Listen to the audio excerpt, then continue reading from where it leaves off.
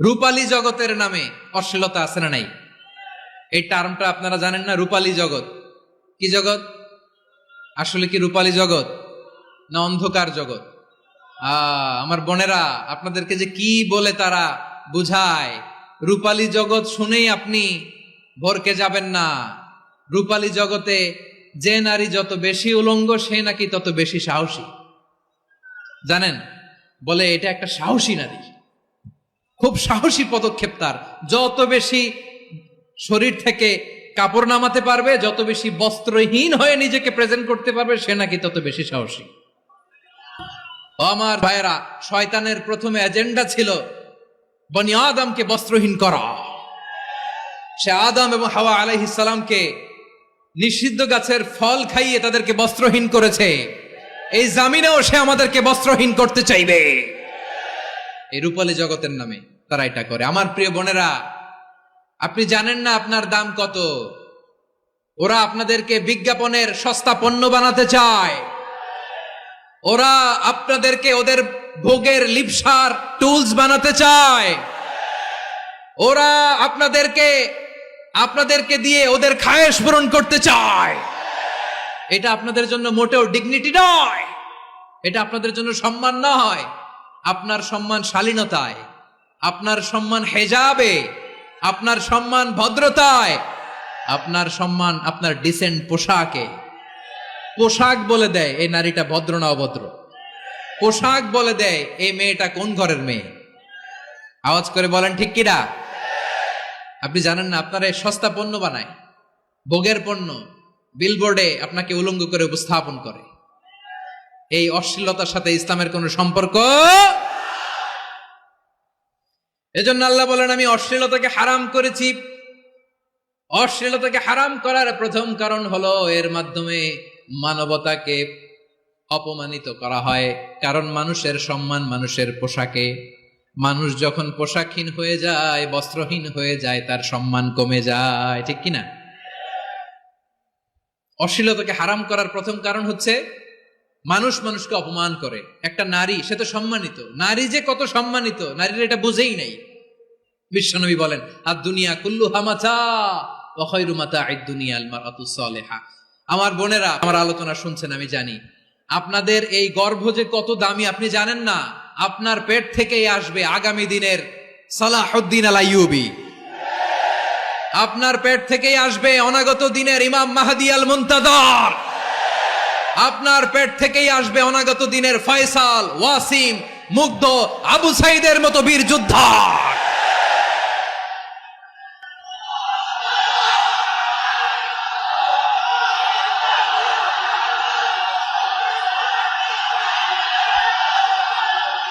আমার প্রিয় বোনেরা, আমার প্রিয় বোনেরা, বিশ্বনবীর কথার ওজন খেয়াল করেন। আর দুনিয়া কুল্লুহা মাতা ওয়া খায়রু মাতা'আদ দুনিয়া আল মারআতুস সালিহা।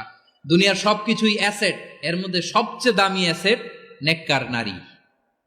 আপনার গর্ভ যে কত দামি আপনি জানেন না। নিজের সময়টাকে কাজে লাগান, কোরআন পড়েন, সুন্নাহ পড়েন। আপনার অনেক দায়িত্ব ঘরে।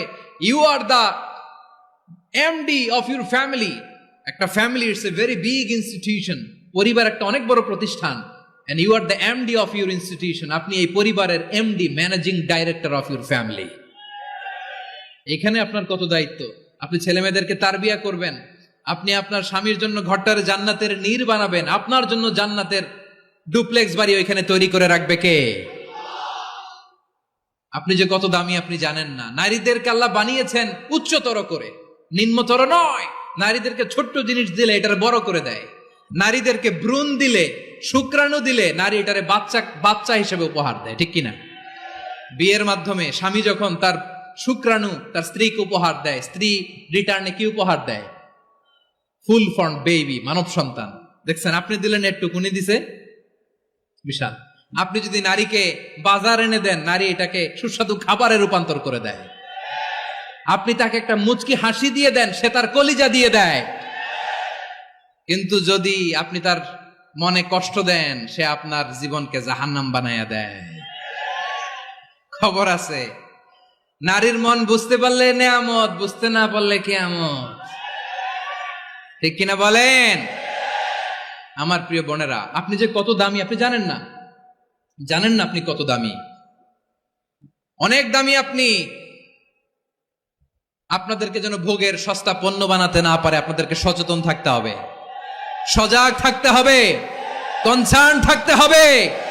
শয়তানের ওই হাতছানির দিকে আর নজর দেওয়া যাবে না। তাহলে কেন আল্লাহ তাআলা এই ফাহশা অশ্লীলতাকে হারাম করলেন? 1 নাম্বার, এতে হিউম্যান ডিগনিটি কমে।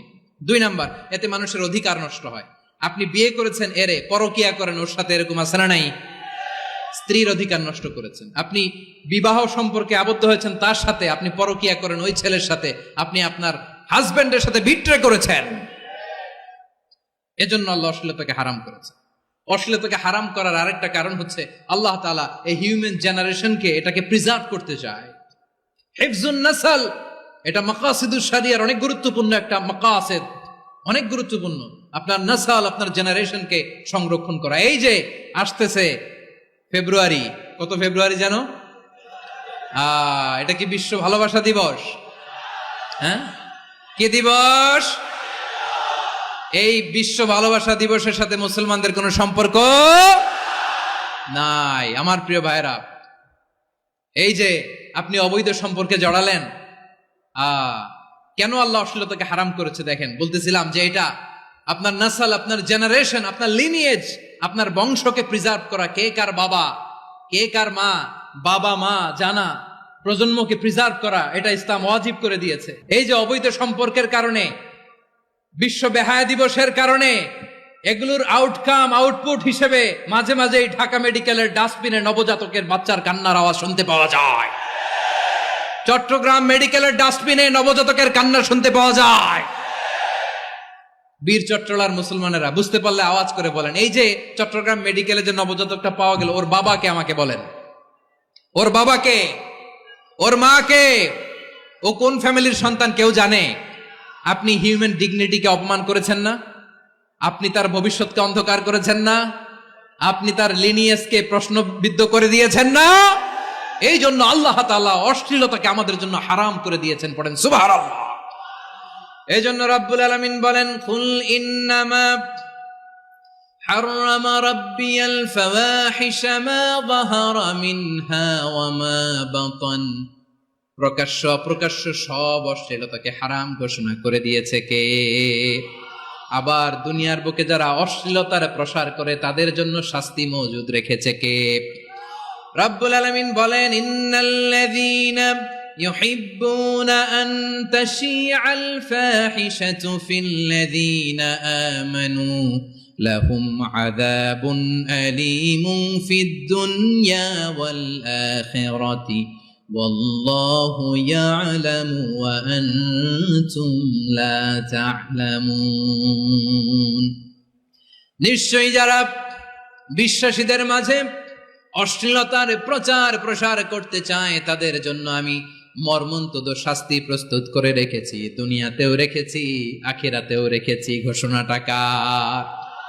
যারাই নাটকের নামে, সিনেমার নামে, রূপালী জগতের নামে, মুভির নামে, ওটিটি প্ল্যাটফর্মের নামে আমার সমাজে অশ্লীলতা ছড়াতে চায় তাদের জন্য কঠিন মর্মন্তুদ শাস্তি মজুদ রেখে দিয়েছে কে? ও আমার বোনেরা, এখনো আপনি জাগবেন না? এখনো আপনার চিন্তার দুয়ারে এখনো নাড়া পড়ে নাই?